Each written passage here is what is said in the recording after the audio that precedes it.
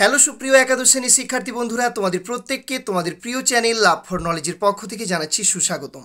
তো সুপ্রিয় বন্ধুরা, আমি তোমাদের সঙ্গে শুভজিৎ স্যার আজকে আলোচনা করব তোমাদের একাদশ শ্রেণীর ইংলিশের নিউ সিলেবাস অনুযায়ী ফার্স্ট সেমিস্টারের জন্য যে মোস্ট ইম্পর্টেন্ট টেক্সচুয়াল গ্রামার সেই বিষয়ে।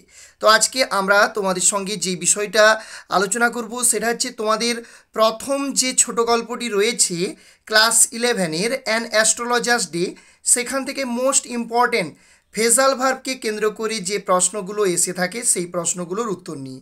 তো তোমরা সবাই জানো তোমাদের গ্রামারে যে 5 নাম্বার পড়বে সেখানে কিন্তু সিলেবাস অনুযায়ী ফ্রেজাল ভার্ব রয়েছে বা গ্রুপ ভার্ব রয়েছে, যেটা কিন্তু আগের সিলেবাসে ছিল না।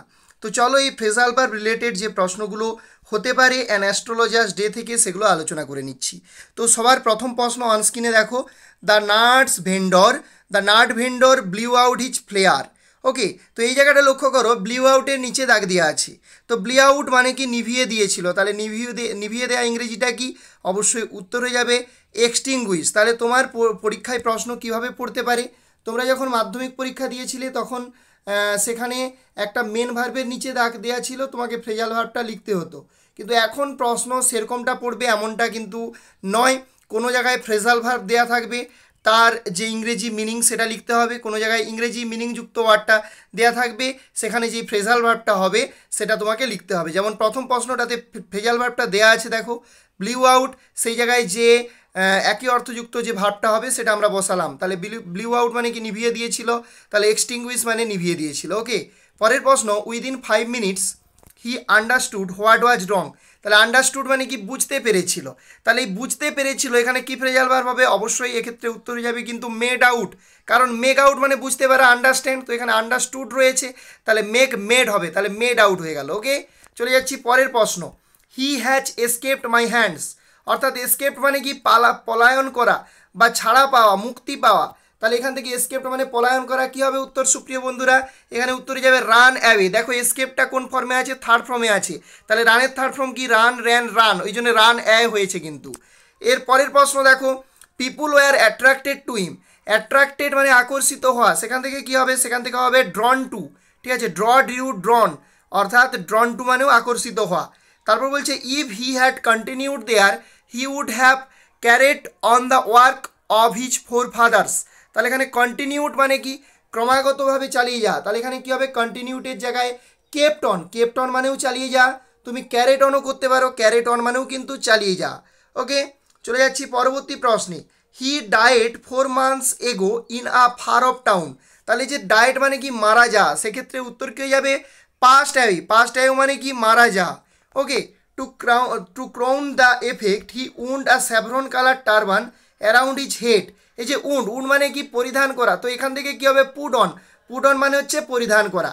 He knew what was going to happen to himself next minute. তাহলে এই জায়গাটা লক্ষ্য করো, হ্যাপেনের নিচে দেখা যাচ্ছে, হ্যাপেন মানে কি? ঘটা, তাহলে ঘটা থেকে কি হবে?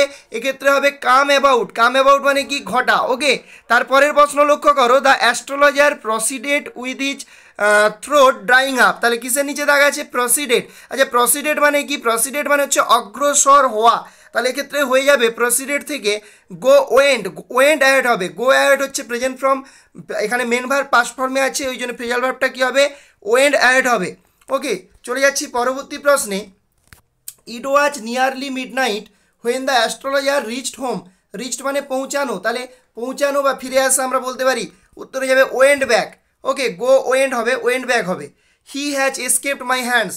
আচ্ছা, এসকেপড মানে পলায়ন করা, এক্ষেত্রে গন অফ হবে। আরও একটা, এই প্রশ্নটা একটু আগে পড়েছিল দেখো, এসকেপটা সেখানে কি বলা হয়েছিল দেখো, সেখানে রানেও হবে, আর এখানে গন অফও হবে। ঠিক আছে, যেরকম অপশান থাকবে তোমাকে অপশানের উপর ডিপেন্ড করতে হবে। ওকে, তো সাপোজ ধরো যে কেপ্ট অন মানেও চালিয়ে যা আর ক্যারেট অন মানেও চালিয়ে যা, কিন্তু অপশানে যদি তোমার কেপ্ট অন থাকে, ক্যারেট অন না থাকে, সেক্ষেত্রে কেপ্ট অন করতে হবে কন্টিনিউয়েটের জায়গায়। ঠিক আছে, কন্টিনিউয়েটের জায়গায়। ওকে, তারপরে তাহলে এসকেপ থেকে গন অফ হয়ে গেল। We drank gambled and quarrelled badly one day. Quarrelled মানে কি? ঝগড়া করা। তাহলে দেখো ফেল আউট হবে এক্ষেত্রে, ফেল আউট মানেও কি? ঝগড়া করা, কলহ করা।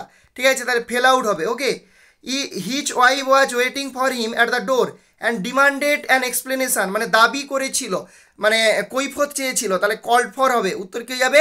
Called for. Okay, you know my name, বলছে ইউ নো মাই নেম, তুমি আমার নাম জানো। দ্য আদার সেড, অন্যজন বলল। টেকেন অ্যাবাক, আচ্ছা টেকেন অ্যাবাক মানে কি? অবাক হওয়া। এখানে দেখো ফ্রেজাল ভার্বটা দেওয়া আছে, এখানে আমাকে মেন শব্দটা বা ভার্বটা ব্যবহার করতে হবে। তাহলে দেখো সারপ্রাইজ হতে পারে, শকড হতে পারে, দুটো শব্দ লিখে দেওয়া হয়েছে টেকেন অ্যাবাক থেকে, সারপ্রাইজ কিংবা shocked. Okay, you try to kill, kill মানে হত্যা করা, do in. Time to sleep, ঘুমানোর সময় হয়েছে, ই সেড, সে বললো। টার্ন ইন মানে হচ্ছে ঘুমানো। স্টপ, সেড দ্য আদার, অন্যজন বললো থামো। I don't want all that, আমি এইসব চাই না। তাহলে স্টপ থেকে ব্রেক অফ হতে পারে, ব্রেক অফ। ওকে, তো এই ছিল সুপ্রিয় বন্ধুরা আজকে মোস্ট ইম্পর্টেন্ট যে 17টি প্রশ্ন। এরকম টাইপের প্রশ্নগুলোই তোমাদের অ্যান অ্যাস্ট্রোলজার্স ডে থেকে ফ্রেজাল ভার্বের প্রশ্নরূপে আসতে পারে। তো আশা করছি আজকের আলোচনা ভালো লাগলো।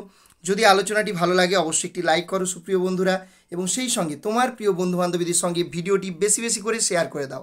তো আমরা আমাদের চ্যানেলে প্রতিনিয়ত একেবারে পঞ্চম শ্রেণী থেকে দ্বাদশ শ্রেণী পর্যন্ত ইংরেজি এবং সেই সাথে সাথে অন্যান্য কলা বিভাগের বিষয়ের ওপর অধ্যায় ভিত্তিক ভিডিও প্রোভাইড করে থাকি।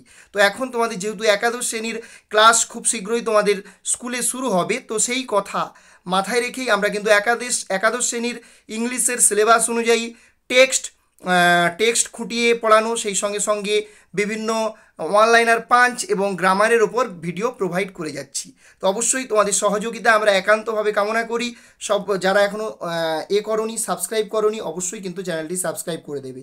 তো দেখা হবে পরের ভিডিওতে। জয় হিন্দ, জয় ভারত।